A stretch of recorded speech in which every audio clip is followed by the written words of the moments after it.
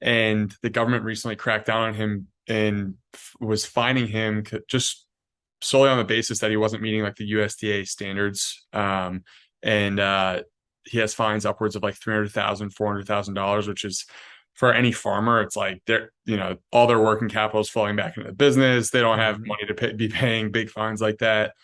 So it's like when you think about a story like that, how do you interpret like what government's role? Because clearly that's for everyone on this call. We feel like this is an overreach, but how do you think the government should be integrated into society? Like what should their actual role be? Government began in the agricultural age. Um, before that, we're hunters and gatherers, right? We roam, we forage, we don't really accumulate savings or an economic surplus. But once we settle down in one location and we start to grow crops, which I'm pretty sure was to get drunk, not really for food, actually. Um, there's some debate about that, but I'm convinced. I think that's what would motivate a bunch of happy, strong, healthy hunters and gatherers to settle down, as they just wanted to drink more, probably. But once you do that, you start to accumulate an economic surplus, you start to accumulate capital and savings, and then government emerges as the protection service to prevent those savings from being stolen or plundered from outsiders. So the purpose of government is to preserve life, liberty, property. That is all. The problem has been that when you're negotiating with a security provider, a monopoly on violence, they hold all the weapons, all the power, right? And you're just the lowly farmer or whatever your role in the market economy is. You don't have a lot of leverage in that negotiation. And so this is why taxation is theft, right? You don't have the ability to opt out. You don't have the right to say no. That's what keeps every other transaction in the world consensual and honest. If I go to buy a car and we're negotiating on price and terms and whatnot, I know that that guy can say no to me at any time, and he knows that I can say no to him at any time. And that is the incentive structure that drives us towards a deal or no deal. But when in the commercial relationship with government, that's the one area that we've just had this pernicious problem, right? That government always has all the leverage. They can set monopoly pricing, they can tax you as much as they want effectively. And the only thing you can do is you can vote with your feet, you can change jurisdiction. I would say at the local level, democracy works to some extent, that you can actually be involved with your local community and get some change. You can execute some change in that way. But at the national level, it's a joke, man. This federal government is just purely parasitic, right? They're just extracting resources largely through inflation, but also through taxation. And like Misa said, all of those resources and capital are being misallocated. They're sure as the hell not going to preserving life, liberty, and property. They're mostly going to blowing up people in other parts of the world to extract their resources. Mm-hmm. So we talk about parasites being this disaster for humans, right? We're constantly at war with parasites inside of ourselves. We're trying to tilt the Darwinian theater of biological combat in our own favor, right? This is this health journey that we're all on all the time. Well, there's another health journey going on outside of us, and that's the contention with the parasite of government.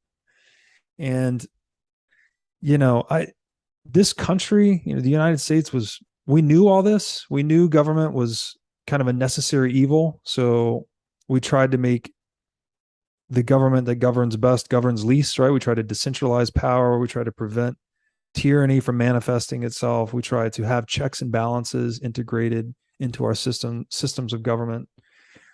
We prohibited central banking originally. We gave states the right to issue their own currency. So all these checks and balances on the concentration of political power.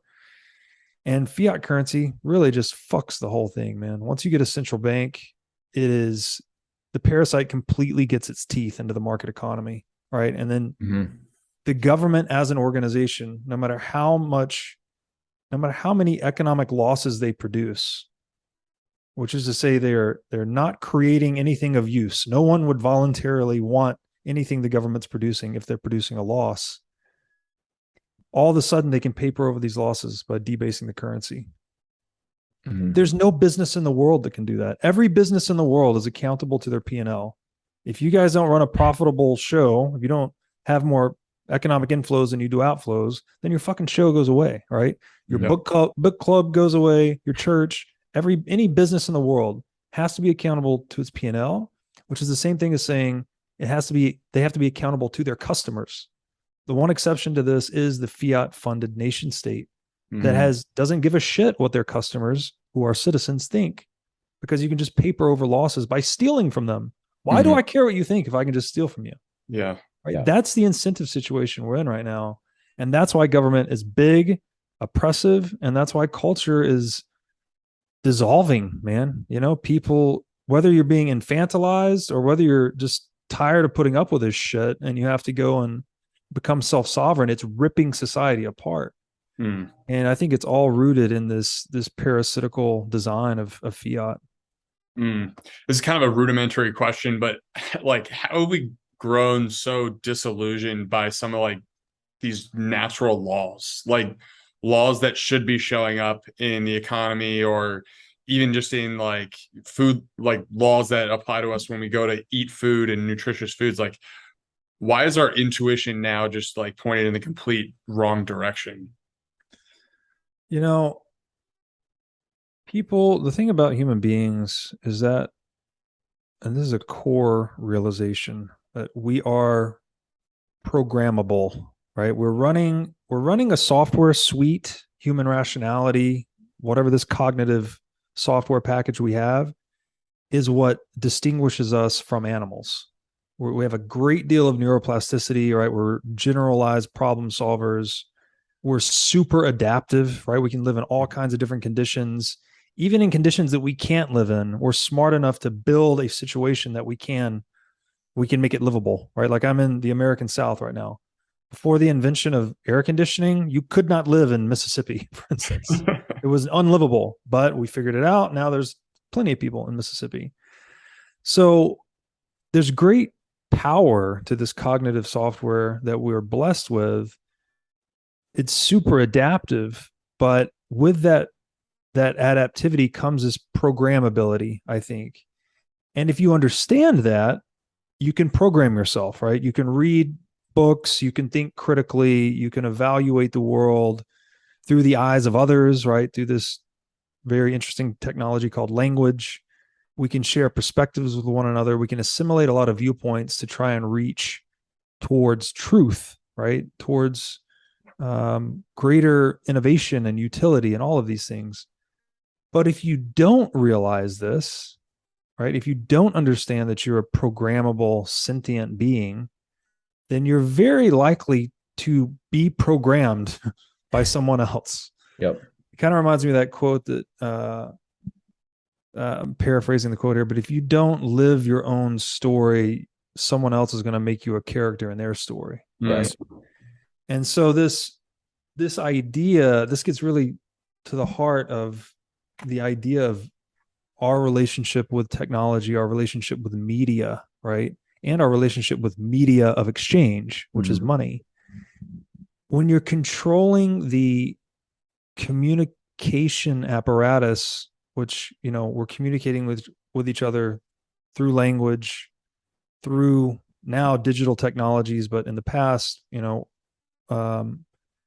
in the past, like say the 20th century, we had much more of a one-to-many communication model, right? When my mom was growing up, she said they had channels 3, 6, and 9, and if the president's on, you're fucked. So there weren't many media sources, right? You just had very few broadcasting to many, right? Several hundred million people in the US, or a few hundred million people in the US. Today we have digital media. So we're communicating peer to peer now. It's all many to many, social media, text platforms, all of that. I think that's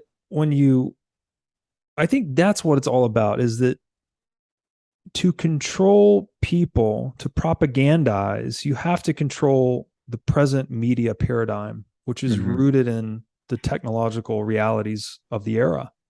Mm. So, how did we get away from that? I think it has to do with the rise, again, the 20th century, right? We moved on to a global fiat currency standard. Centralized governments became overgrown as a result. The domination of media by government has been quite significant. You know, if you look, what mainstream media, to use a pejorative term, can you trust today? Like, it doesn't exist. It's all owned. It's bought and paid for by entrenched interest. That's why people turn to podcasts and turn to decentralized media to get more authentic opinions. So I guess it's been a matter of social engineering, and the social engineering, you know, it's a business too. And the fewer the points of control, the more cost effectively you can control narratives or fabricate narratives or manufacture consent, to use a Chomsky term. Mm-hmm. But now, like in the digital age, the big thing here on just the informational media side is there's too many points. There's too many nodes in the network now. You can't control all of them.